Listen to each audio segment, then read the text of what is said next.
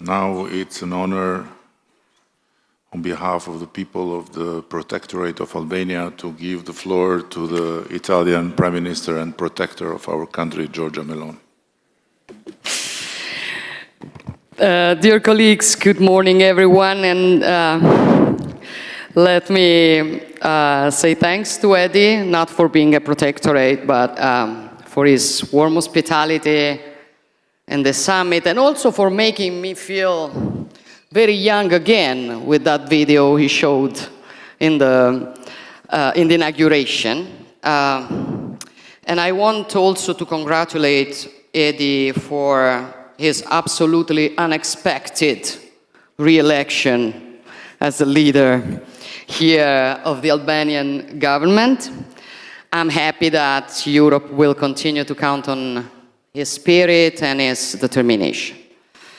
Albania is hosting the European political community for the first time.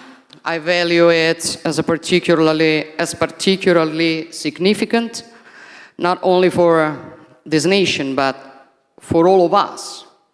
I have always considered the European identity as fact, established by history even before geography. A concept harder to enclose in a definition than to understand by impulse. Albania is, of course, Europe, just like Italy or Serbia or Norway, regardless of whether they are part of this or that organization. That is why it always makes me smile when someone attempts to claim the right to decide who's European and who's not. Among the states that are around this table today, several have decided not to join the EU, others aspire to be part of it. Both are no less European than the 27 EU member states. Yet the EU is today the Sanders Comment home to achieve what I like to call the European reunification, attained amongst people who may differ from one another, and yet they are a part of one whole, like the different fingers of a hand. Peoples who have fought each other over the centuries, yet are in reality one single people.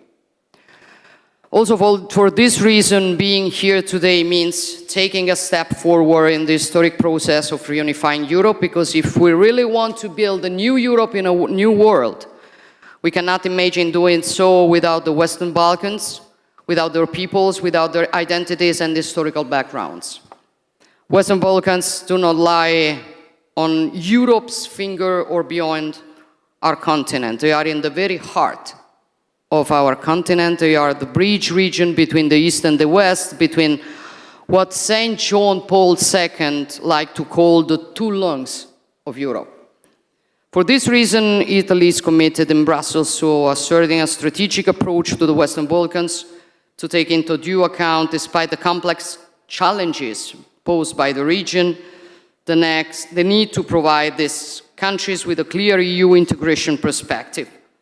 Of course, enlargement involves new challenges, but I'm convinced that the European integration of Western Balkans, as well as towards the East, is also a strategic investment on Europe's own security, even more so in light of what is happening on our borders.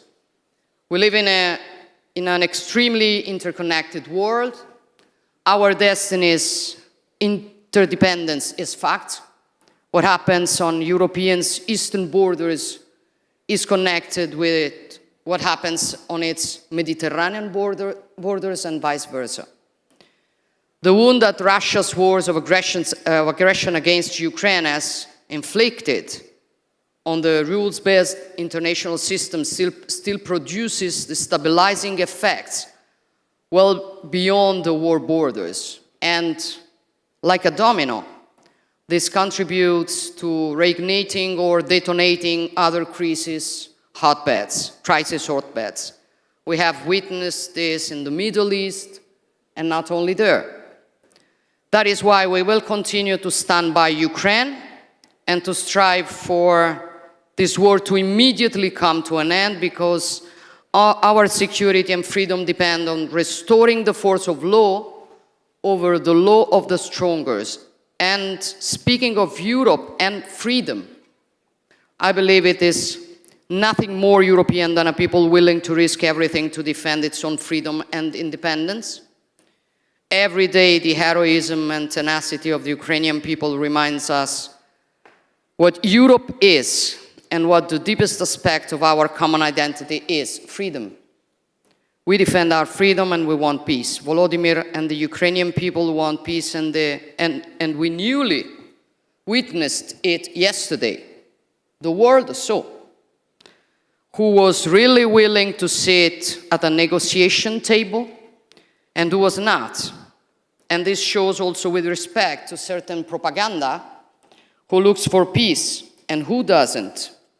At the same time, we must not interpret what happened yesterday as a setback and throw in the towel. Instead, we must insist with determination to finally achieve an unconditional ceasefire and a true peace agreement with serious security guarantees for Ukraine, and we are absolutely ready to do what is needed to reach this goal.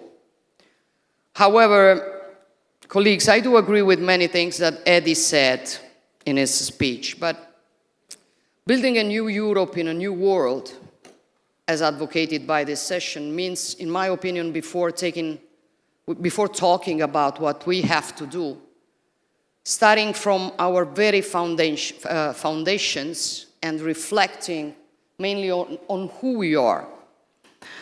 None of us is interested in strengthening any form of union amongst European states, if not for protecting what we are and what we want to continue to be in the coming decades and centuries in such a fast-changing world.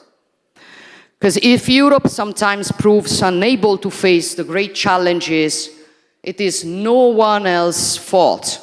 It is our responsibility. And it is up to us to choose whether to go along a decline or instead fight it. And if we decide to fight it, first of all, we need to regain awareness, which is mainly awareness of who we are, what the European civilization is, of the great achievements it has accomplished across the history of humankind. A synthesis of values resulting from the encounter between Greek philosophy, Roman law, Christian humanism, a synthesis of values that allowed European civilization to conceive a world in which the person is central, life is sacred, and human beings are free and equal. A civilization that respects the identities of the others without denying its own, and that builds peace where instead others see destruction. We are this. We are this before everything. And I think we have, first of all, to remember it every day if we want to build a Europe up to the role received from history. Thank you.